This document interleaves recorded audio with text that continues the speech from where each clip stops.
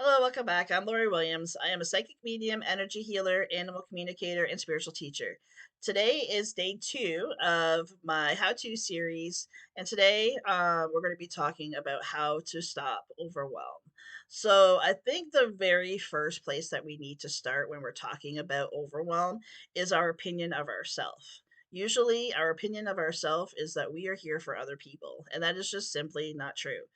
So if you feel like you are here to appease other people to make their life better, whatever it is, basically, essentially, I'm talking to the people pleasers. If you feel that that is why you are here, that that's what you're created for, you need to work on that first and foremost. You need to stop the people pleasing aspect of it, because ultimately, overwhelm comes from doing all the things that are not in alignment with who you are, and typically that's for other people. So learning to be able to say no is definitely a huge way to stop overwhelm. Being able to prioritize between your needs, making sure your needs are involved in this, because a lot of the times people pleasers don't concern themselves with their needs. They just do for others and they don't worry about themselves, and they need to, because our needs need to come first. Even if you're not necessarily a people pleaser, but you're just a very nurturing person, you will find that if you take care of your needs first and foremost, that you're better able and better mentally, emotionally, and physically capable of taking care of those that you love. So no matter who you are or what you're going through, it is 100% of utmost importance to put yourself on your priority list. That will definitely stop overwhelm. Being in a place where you are able to be receptive to the things that are going on, because let's face it, sometimes life gets hard and sometimes there's going to be overwhelm no matter what you do. In those times, all you can do is just try to get through it, and try to get through it with as much grace as you possibly can. Make sure that you're eating well, make sure that you're sleeping well. Again, I understand that there is times that that will not be necessarily possible, especially if you're currently going, you or a family member, someone that you're close to, is going through some sort of a trauma. Then yeah, it may be a lot harder to stop that. And sometimes there is going to be the times where the only way to get through overwhelm is just to get through it. And unfortunately, the best thing you can do is try to take care of yourself as much as possible through that. But in the times where overwhelm is self-made, first of all, also you need to be very aware that you are causing your own overwhelm. I have clients that come to me and be like, "Oh, I'm so stressed, I'm so overwhelmed." I'm like, "Okay, well, let's take a look at your day here." So, they're working 8 hours, they come home, they have family to take care of. This child has this extracurricular activity, that child has that extracurricular activity.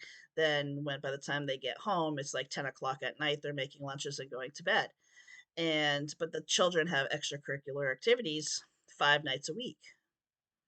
And I'm like, why does a child have extracurricular activities 5 nights a week? Like that, it's overkill. Let's be face it, it's overkill.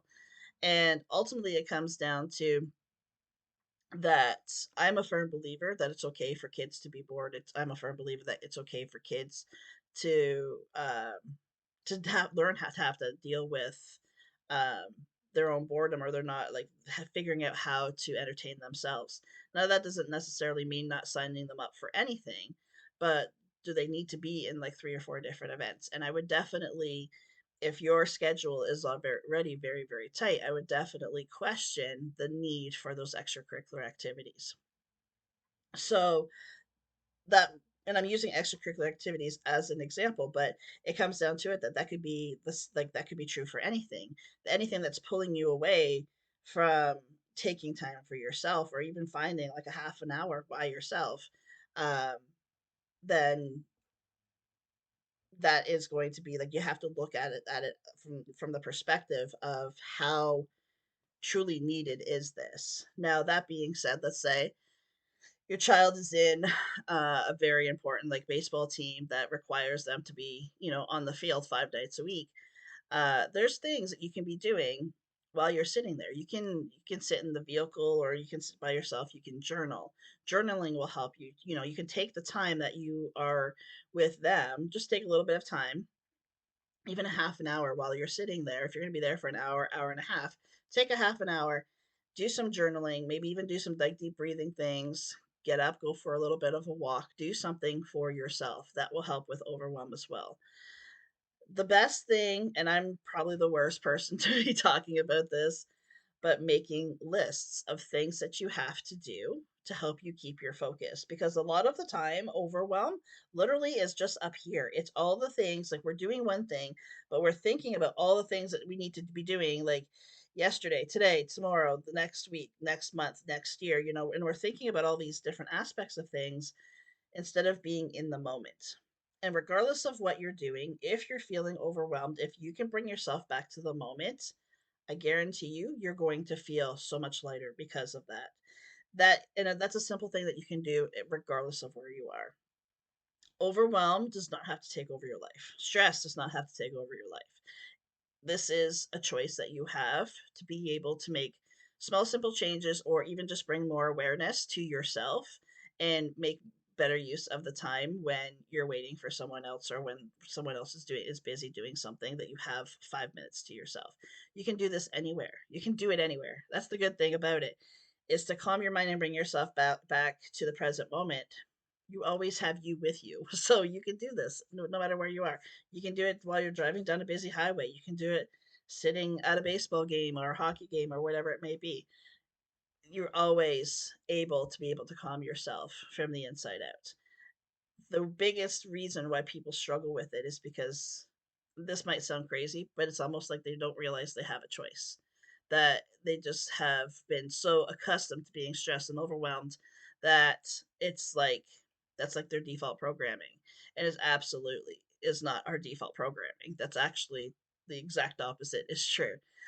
It's showing you the things that you're not in alignment with. So start to bring yourself back into alignment. Let go of the things that you can let go of. If it doesn't need your time and attention right here, right now, it's not important. That's why it's important to have a list too, is because you can prioritize as far as days and times and things like that. I'm great at making lists. I'm horrible at remembering to take them with me.